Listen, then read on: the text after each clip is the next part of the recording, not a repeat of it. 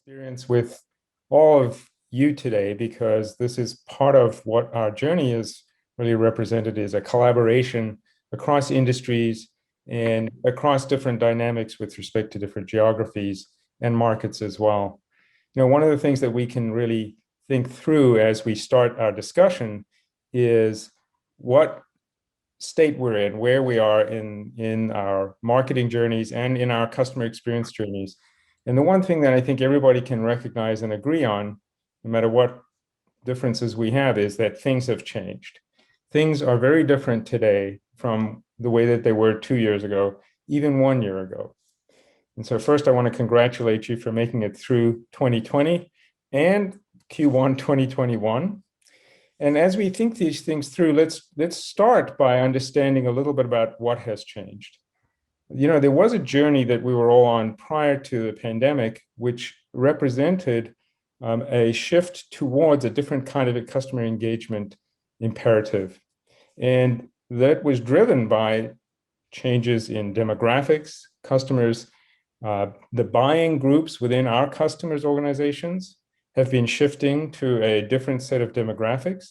And very importantly, they've been shifting to a different set of psychographics, a more engaged, digital savvy audience who is buying in a different way. One of the CEOs of one of the global 1,000 companies that we work with said to me that their sales organizations were having difficulty in their sales meetings because as they were getting in the room and presenting their PowerPoint slides, everybody was on their mobile devices or their PCs and nobody was paying attention to the PowerPoints. And they said, what can we do?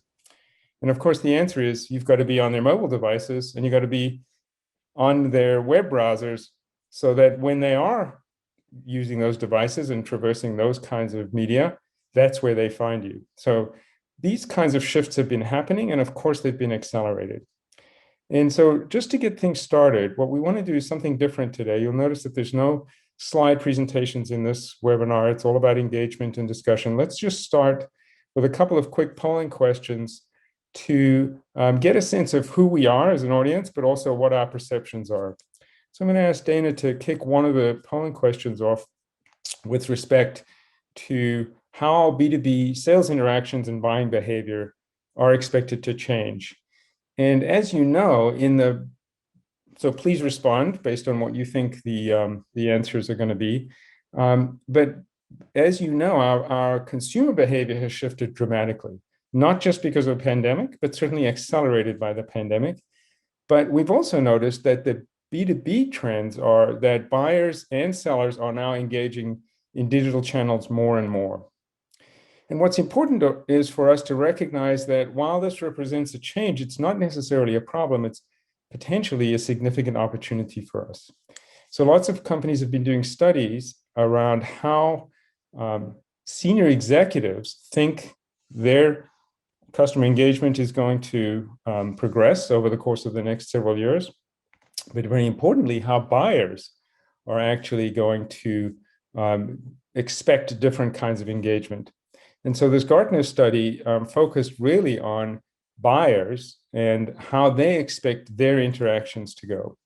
So as there's a few people who haven't responded yet, but here we can see that the majority of people in this poll have said that 70% of buying interactions in B2B supply chains are going to occur in digital channels by 2025. It turns out that actually the buyers themselves, 80% expect this. So the trend is absolutely true. It's going to be a significant portion. But think about this. The 80% of sales interactions in the B2B channel are expected to be digital within the next few years, 80%. And compare that to about 17% as of this time last year. So if you think about that, that is a dramatic shift, not just in channels, but in behaviors. And we need to talk through what those behaviors are. So let's keep that in mind. Everybody here sort of recognizes that that's a trend that we're all going down. Let's ask another question just to get a sense here of where Europe stands and where European companies stand. So the studies have been done also with respect to what the impact of COVID has been on European businesses. And so the question is, from the perception of the European businesses themselves, how do they perceive the impact of COVID on their company's competitive position? That is to say, compared to their peers in the markets that they serve, did the COVID crisis impact them disproportionately negatively or positively? And so the question really is, for the senior executives in European companies, how many of them say that the COVID crisis made them less competitive compared to their peers in like industries? And the reason I'm asking this question is there have been some recent studies that have shown that the different geographies have responded to the change in business infrastructure and behavior completely differently. OECD just published a study in March that showed that in their competitive groups, US companies are outperforming European companies through the pandemic. That is to say, from March of last year until the end of the first quarter of this year, US companies are outperforming their competitors from Europe by 33%. And the Financial Times just reported that of the companies that did well in the pandemic, the top 15 companies in the world, 9 of them came from the US, 6 came from Asia, and none came from Europe.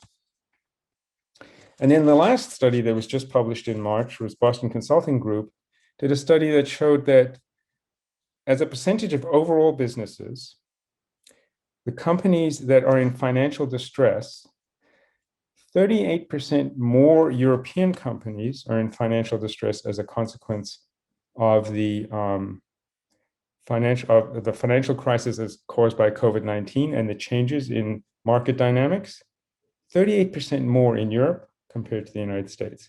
So the message there is that there is a difference in behavior, and we're going to talk a little bit about what we can do about that today. So the poll that we just took, what percentage of senior executives in Europe say the COVID-19 crisis weakened their company's competitive position? The group here today, the attendees of our webinar, said 15% actually said that that it weakened their competitive position. It turns out 42% of European company executives believe that they're in a weaker position now. And that's actually borne out by the data that Boston Consulting Group, Financial Times, OECD have reported, saying that European companies are actually worse off now than they were in the past. So what we really can do about this is we can address this by showing that there are things that we can actually do. And here's what we're going to do to start with. The first thing we're going to do is we're going to talk a little bit about what you can do in your roles in marketing, and how we can think about what obstacles there are in front of us. So as we go through digital transformation in sales and marketing, not the back end or supply chain management, but what we're going to ask you to do is just put into the chat box down below in the Zoom chat anything that you can think of that's preventing your company from accelerating digital transformation in sales and marketing. And the reason we're asking this question is a lot of people have expressed, as marketers and as leaders and sales executives, the need and the interest in transforming in a digital way, but they believe that their companies are not well positioned either at the moment or in general. And they look at obstacles to prevent them from doing this. So one way of thinking about this is if all of these obstacles were out of the way, we would be accelerating our digital transformations from a sales and marketing perspective. And some of the comments that we see that Dana is reporting here, by the way, it's all anonymous, so you're not going to get into trouble for saying my company doesn't do this, that, or the other thing. But here are some of the things that we find actually very common. We don't have budget. And that's actually an interesting comment, because what it's saying is we're not allocating budget in this direction. They, of course, do have budgets. They're not bankrupt. They're spending a lot of money. Last time we did a study like this, we looked at companies. These are all multi-billion dollar, multi-billion euro companies, global organizations. who spend hundreds of millions, if not billions of dollars on sales and marketing every year. So of course they have budget. So when they say they have lack of budget, what they're really saying is they have lack of priority, because budgets are a reflection of priority. If you do this in your family or your company or your government, actually, where you see what the company's problems are, that's where they start addressing, or where they perceive their problems to be, that's where they allocate budgets. So for us here, what we see is that these are very common. Lack of budgets, we're solving more immediate challenges. So it's very interesting to say, what are the more immediate challenges? What could be more immediate than improving your competitive position? If your competitive position continues to decline, that becomes the most immediate priority, right? Things are changing very fast. So they're changing so fast that we sort of are going to wait for things to get fixed and better before we actually before we address them. One of the other things that we keep hearing is we're not ready. And Gartner did a great study saying that most of the companies that start digital transformation processes are not ready. You're never going to be ready. So it's very interesting that some of these organizational comments are really, putting in sort of the same sorts of questions and roadblocks that everybody believes they have. So let's look at, first of all, what the potential might be. One of the companies that we're going to talk about here, and we're actually going to show an application, is Analog Devices. And Analog Devices did exactly the same study internally and said, well, we need to do digital transformation, but we are not ready, but we have other priorities, but we have lots and lots of budget constraints. And then they realized that the interaction that they need to have with their customers was suffering as a consequence of all of those roadblocks. And so what they decided to do was to just embark on a digital transformation strategy. And they started by saying, where are our customer touchpoints?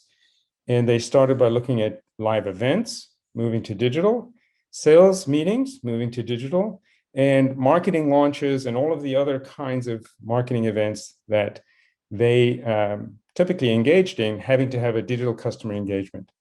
So moving away from what they were doing in the past to what they would want to do in the future, they took a holistic approach and said, we're going to transform every customer interaction, but we're going to start small by just creating one way for customers to interact. And they started with moving from live events to digital events.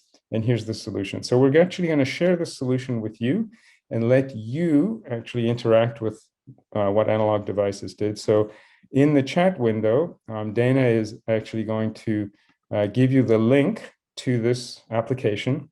And it is a completely self-driven application. Go ahead and click on it, and you can link into it. And what you'll notice is, for example, if you click in on the office, you'll get to see all of the solutions that this company, which provides very complex products and services, very simply explained what they do and how they do it. And this is a completely user-driven, self-navigating customer engagement infrastructure. And rather than starting with what the products do, they're actually transforming the way that they create messaging for their customers by explaining what the value is of their solutions. So every time you think about what the possibilities are with your products, rather than talking about the technology, they've taken a very different approach by looking at digital engagement from the customer's perspective, what value there is. Now, as you navigate through this, one of the things that you'll find is that the customer is in control. And cognitive studies have shown that it's not just digital engagement that customers want, it's engagement in general. Rather than sitting in front of a PowerPoint presentation, watching somebody else give a talk, what customers really want is they want to be able to drive that interaction themselves. And the reason is that creates three different dimensions of connectivity. You connect on a sensory level, you're actually doing the work, you're moving through this process, you're learning, you're diving in as deep as you want to. If you want to look at the products, you do. If you just want to look at the value messages, you do. And so you're in control, and you have this multi-sensory control. You also have intellectual knowledge transfer, which is the second point of connectivity. You're learning something that's valuable to you. So if, for example, all of these home connectivity solutions were important to you, that's great. But what if you were involved in, say, the autonomous vehicle business, and you went down to the bottom left and you clicked in on this little steering wheel next to the home? You'd be able to then launch an experience that talked about how analog devices helps with autonomous vehicles. And so now you're learning things that are relevant to you. This interaction is completely personalized to your value needs and to where you are in the buying process. So if you're interested in learning a bit more about the company from a brand messaging point of view, you can do that. If you're interested in learning about products and the detailed specifications so that you can make buying decisions, and you're that far down the buying process, you can do that. All of these are driven by intellectual knowledge transfer that's relevant to you. And then the last point of connection is an emotional connection, where these are done in such a way where they're creating something that's interesting and it's fun, and you're connecting on an emotional level rather than being passive in the process. And the fact that you're driving this experience, I'm showing it to you, but now you're actually going off on your own. I can't tell what you're doing during this process. You're actually driving that means that you've created a completely different kind of customer engagement connection. As a marketer, what you're really looking to do is to cover those three dimensions: intellectual knowledge transfer, multisensory connection, and an emotional connection with the customer.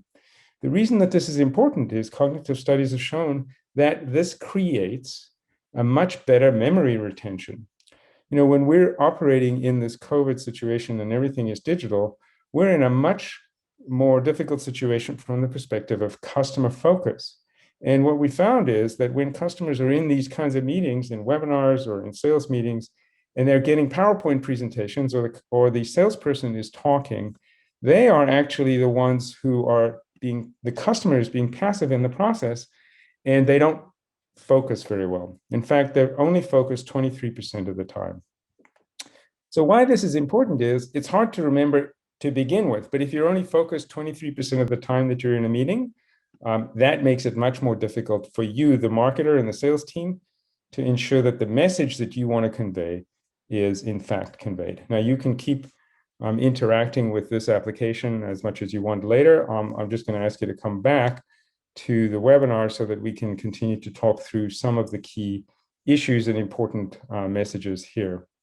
So one of the things you notice there is that you saw an application, but the application was actually the embodiment of a strategy. And the strategy is all about creating a digital engagement footprint for customers at every touch point. This is critically important because it's not just at a virtual or digital trade show, or it's not just at a sales meeting, it's everywhere that customers interact. And so that this becomes a platform for emerging from this digital only world that we're in right now to a digital first world beyond the COVID crisis.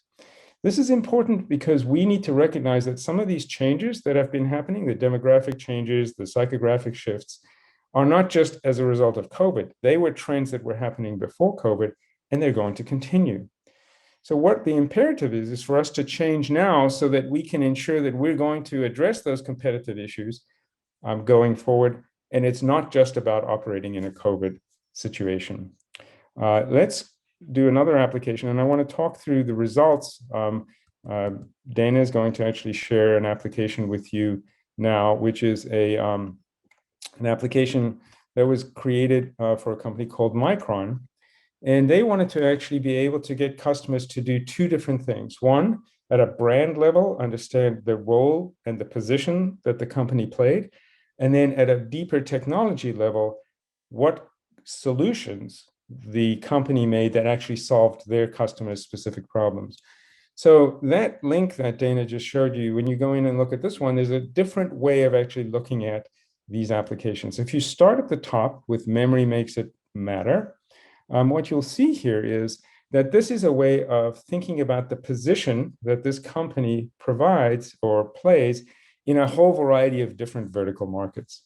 This allows the customer, the target audience, to personalize and to create persona-driven experiences based on who they are and what their level of interest is. So if we just start with healthcare, for example, what you'll see is that what Micron's done is they've created a very horizontal set of tool stories and built vertical solutions on top of that that allows customers to see what the impact of a relationship with Micron is in their business and how they can potentially leverage these technologies to improve their business. What is the value? Now, this is important because what Micron did was they transformed every customer interaction, not just on the website, not just in sales meetings, not just at trade shows, but everywhere that customers interact with Micron, whether they have a salesperson there, whether there's no salesperson, whether it's self-guided, whether there's a discussion going on about a particular project or much earlier in the funnel discussion. This is a platform that lets them have a relevant discussion, and the customer drives the value of the discussion based on what their level of interest is. So rather than having a 200-slide PowerPoint presentation that says, I'm going to get to that because I'm presenting this to just about everybody in the different markets, you actually create a navigation that's completely nonlinear. People go wherever they want to go at whatever rate they want to go. And then when it's time for them to experience the level of detail based on their progression down the sales funnel, they can get more and more detailed. If you go up to the top left, you'll see those 4 little boxes, and you click on that Micron box. It actually allows you to then take a deeper dive into the sets of products and solutions that the company offers for them.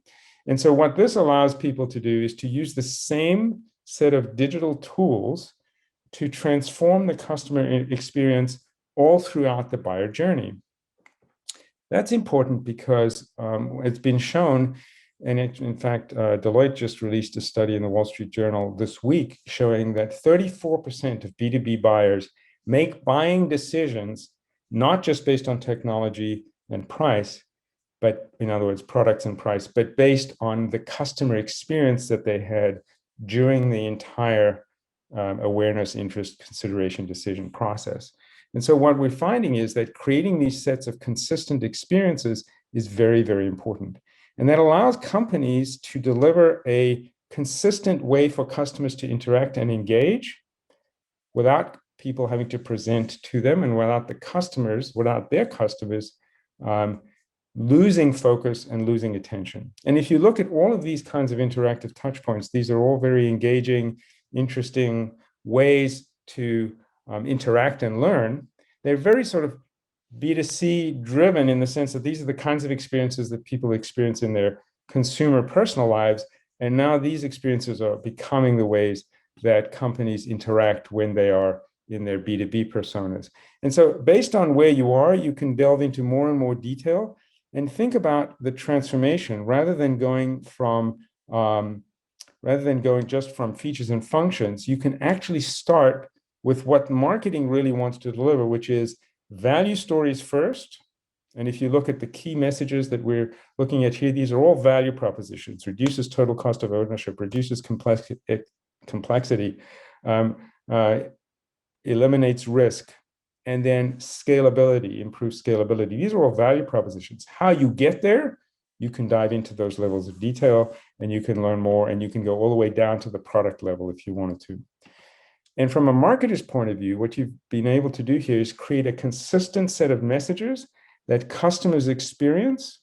And so what you really are able to do is ensure that the message is consistent. It starts with value, and then it allows customers to experience on their own the way that they can actually derive value from a relationship with the company. Typically, what happens in a sales meeting or even in many marketing events is you get a one-size-fits-all kind of overview, the presentation, we're going to tell you, and then it's left to the customer to figure out, well, how does this really relate to me? And in cases like this, as you start exploring and you're going through this experience, all of the exploration is being done at your pace and in your at your level of interest. Now, the important part of this is it's not an application. It's actually a transformed way of doing in the entire life cycle of sales and marketing. Companies have taken this approach, not just companies like Micron and analog devices that we've seen, but companies across different industries. We've seen, for example, Georgia-Pacific took an incredibly aggressive approach in transforming the way that they do digital sales interactions, because they recognized that they have a lot of different products. Some of them are commodity products, and getting customers to understand the difference and the value of the relationship with Georgia-Pacific was a highly complex process. And they needed to change the way they were interacting. So rather than just digitizing brochures and data sheets and even order entry systems, what they did was they took the customer on an entirely digital journey. Even if they're meeting face-to-face, they do it with iPads and laptops. The customer is in control, and they start with their CRM systems, and it's integrated directly into their CRM. It actually lets the customer drive the journey in learning about what they're interested in, and then it ties directly and is completely integrated into the order entry system. So while the customer is engaged in applications that look something like this, the back end of that infrastructure is a completely integrated digital transformation journey. And the result of this is that they are actually winning more deals than they ever have before. They're shortening the sales cycle because the customer is learning everything they need to in one environment. And they're increasing the value of the deal sizes because the customer is learning about all of the other ways that they can leverage the relationship and buy more. And these are the key benefits that we need to focus on as marketers and sales leaders in looking at why change and why change now. The imperative is there. We're losing competitive advantage. We're losing our competitive position in general, and customers are moving towards companies that allow for and facilitate these digital customer engagements. Now, digital customer engagement doesn't just have to be through one of these 3D interactive storytelling applications. It can, in fact, be something that's different. Now, if you're in a webinar or if you're in a sales meeting, you can do the same thing that we're going to do here. So I'm just going to ask everybody to take out your mobile device, put on the camera, scan that QR code that's up there in the on the screen. And this is the kind of experience that you can deliver to your customers as well, even in a webinar or a sales meeting. Now, notice that they're on their phone doing this product tour. You should be able to actually interact with the product. As you see, it's on the device. But in addition to them sort of looking at this, they now have a continued experience with the host of the webinar or the sales meeting, but they're actually learning about your product. And so they're not off on their phone doing email or Facebook. They're actually creating this intellectual knowledge transfer. They're using multisensory inputs and receptors, and there's an emotional experience as well because it's interesting and fun and engaging for them. So what this represents really is a series of ways of looking at creating digital engagement across the entire life cycle, and a way to look at it as a platform rather than an individual solution for a particular problem. So what we've really learned is that all of those barriers to creating digital transformations are in fact excuses. And the companies that have looked at them as excuses and said, we're not going to put up with those, we're not going to just let sort of a perceived budget constraint stop us from actually doing the right thing. We're going to reallocate budgets from the things that don't work to the things that aren't necessary and imperatives, or we're going to assign resources, people, processes, whatever. Those are the companies that are actually making these digital transformations. And in reality, it's not an option anymore, it's an imperative. But the message is that it's actually available today. We can actually get started with these, build on a platform that allows us to create engagement across all of these touch points, online, offline, in a web environment, on a standalone device with or without a Wi-Fi connection, early on in the sales process, through the sales process, getting more and more information for buyer's journey relevance, and then making sure that that entire customer experience meets the customer where they are. What we found is that when you take this approach and you're proactive, you actually overcome these barriers. When somebody says, this is not a good time, we just did a reorg. Well, there's never a good time. You're always going to be reorging. It's a big company. We know this is true. So if you don't take this step now, or we're going to wait for the storm to pass, and then we're going to, get on the digital transformation process Well, we find that those companies that wait have significant disadvantages because everybody that hasn't waited is now way ahead of them. We also say that we don't have the budgets, so we're going to, do these small little pilots. And what we found is that companies that do lots and lots of little pilots because they can quote unquote afford to do them for whatever that small budget is, end up with very fragmented solutions across a variety of industries and nothing, a variety of touch points, and nothing ever gets put into production. So the key there is to think not of doing lots of independent pilot projects, but to create a digital transformation strategy and then use each of those different touch points as a way to embed those applications in one environment, one platform, one strategy across all touch points. This is really important because what we found here is that most companies think of digital transformation as just digitizing the existing process. And that's one of the pitfalls that you can get into. So some things to avoid are, don't just digitize what you did in the past, but think about what the new process needs to be, and then create a digital enabled transformation of the process. So as you can see, for example, with Analog Devices and Micron, they didn't just digitize what they were doing in the past. And we can see here with this 3D interactive product demonstration, they didn't digitize the way that they did in the past. They completely transformed the customer experience, and they've created a continuum of customer experiences, and that's true transformation. The other big pitfall to avoid is to wait. If you wait, other companies pass you by, and then what ends up happening is customer experience starts to dominate and not the value of your products and technologies. And then, of course, as we said, the other pitfall to avoid is to do lots of small pilot projects and say we're just going to contain these pilot projects, but not have a rollout plan and a deployment infrastructure that allows you to measure what's happening, to keep engagement going, create feedback loops, and then create a full deployment across different industries. And the final thing that I would say here before we open it up for questions, so Dana, you can stop sharing, I think, is that we've done our own studies, and we've also obviously looked at industry research. And it turns out that the CEOs of your companies and of all of the big companies in the European market and everywhere else, they are looking to you, to the marketers, to make these long-term digital transformations so that they can have a sustained business improvement and impact across the entire organization. They are expecting marketers to drive the digital transformation process.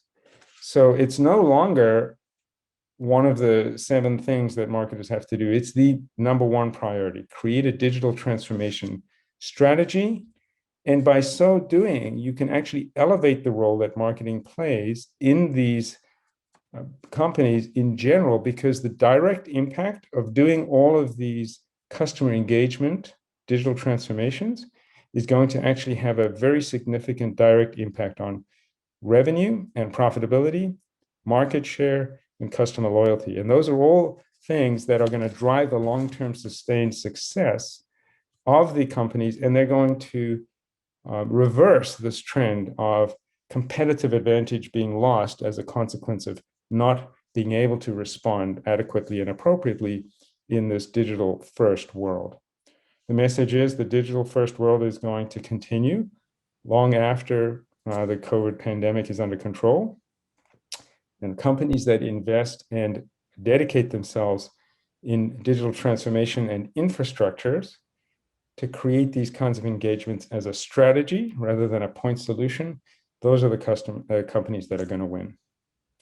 So I'm happy to open it up to any questions at this point for anybody who has any questions or comments. Yes. Thank you so much for your time this afternoon. And yes, let's jump right on in. First question is, since the pandemic, our EBC has struggled in engaging customers during virtual briefings. How specifically are you using these applications within your briefings, and when? Is it driven by you, your customer, or your knowledge experts? That's a great point because executive briefing centers and customer experience centers are an important touch point in the journey, right? So if you can't get people into the physical centers, or at least they're not available all at the same level as they were in the past, how do you use these digital experiences in that process? And there's really multiple ways of doing that. It's a very important question. One way is to, first of all, think about the customer experience center as a hybrid physical and digital experience in general. And even though there's a physical center that people can visit, not everybody can visit that. So you want to create an experience, but you also want to share that experience. So the first way to use these experiences is to provide access to some parts of those experiences before people even get to the center. Even if people are going to the center, you do it in advance. Think of it as pre-marketing, sort of conditioning of the customer to be able to engage, so that by the time, even if they go to the briefing center, they have a much better idea of the kinds of solutions and the kinds of discussions they're going to have. If they don't have the ability to go to the briefing center because it's closed for the COVID reasons or any other reasons, what you can do is use those digital interactions in an environment like this to create the kind of interaction that you would like to have, whether it's a subject matter expert or other people in the organization that the customer wouldn't meet part of these meetings, but you use these digital environments as a way to engage customers in something that's really relevant for them. And then post the visit, whether it's a digital visit or a physical visit, you use the same environment to continue the discussion further and further along that problem solving journey. So some examples that have been very effective are creating a digital version of a briefing center, even if the briefing center that you use digitally is not sort of photorealistic of a specific center. It can be a generalized briefing center, and that can be used as a way to augment the physical visit and a way to allow people who can't get to the physical centers globally to access it. So really, before, during, and after. Even in the physical briefing centers, these digital experiences are available on touch screens, on iPads, and in other environments, so that when you're at the physical briefing center, you still have digital interactions as part of these learning processes. So think of it as a continuum: before, during, and after. Great, thank you, Gavin. We have another question from Tom. Can the applications also be used offline, and on which devices, and how many devices at the same time? Yeah, so this is a platform that allows you to deliver lots and lots of these different kinds of applications. And the platform is available both online, if you're running in a situation like this where we're running on the web and you have an online connection, and the entire suite of applications and all of the capabilities are available offline as well. There's lots of situations where you're in a lab, you may be in a hospital lab in a basement somewhere and you don't have access to the internet, or you might be at a refinery or something and there's no Wi-Fi connection. So you want to be able to deliver exactly the same experience from start to finish, online and offline. So all of these are available online and offline, and they're available on every device. So as you could see with your mobile devices, when you did the interaction, these can be delivered on phones, on tablets. They can run natively and locally on PCs, on mobile devices, tablets, phones, so that and large touchscreens at briefing centers and trade shows and conferences, so that there's a continuum of customer experience, no matter where the customer is and no matter what devices they're using. Keep in mind, this is intended to be used by the customer. Yes, of course, salespeople can also drive them and use them for a guided experience, but they're intended to be used by customers, so they need to be able to be accessed by customers, no matter where the customer is and what device they're using. Okay, and then we have one last question, just to be cognizant of time, from Gemma. We're looking for ways to capture and elevate analytics around our digital communication to the C-suite. Do these applications integrate with Salesforce or Marketo, and what type of analytics do you think are most important with these kinds of applications? That's a great question, because a lot of the value of having digital interactive infrastructure is that they're highly measurable, right? So I really like the last part of your question, which is relevant to all kinds of analytics. What's going to be useful and insightful. So the first answer is that all of these applications interact and integrate seamlessly with CRM systems at the front end, so Salesforce.com and any of those at the front end, with web analytics solutions if they're running on the web, like Marketo and Eloqua. And they have their own analytics as well to be able to capture interaction analytics, things like how long were people actually engaged with the application, not how long was it up, but how much time did they actually spend in interacting, where in the world are these people, what sections did they look at, and for example, if they shared a link to a particular section in the application, which links got shared, all of that.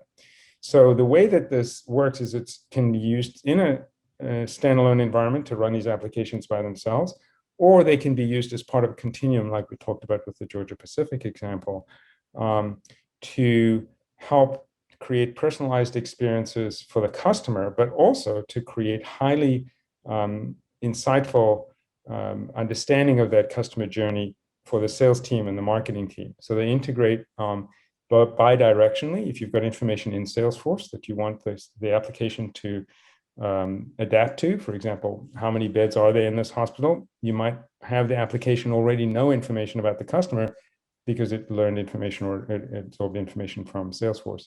Similarly, you can integrate directly into the measurement systems of Marketo and Eloqua and all of those tools, and in that way create a unified way of looking at analytics.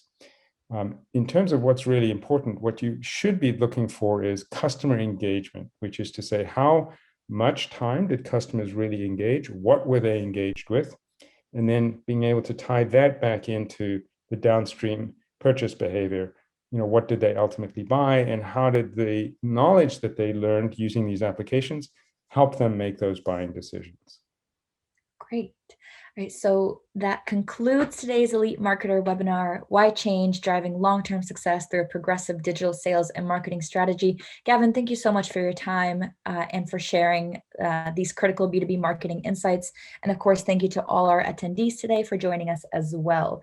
We will be sending out a recording, and I hope everyone has a nice rest of their day. Thank you. Thank you, Dana, and thank you, everybody. It's been a real pleasure.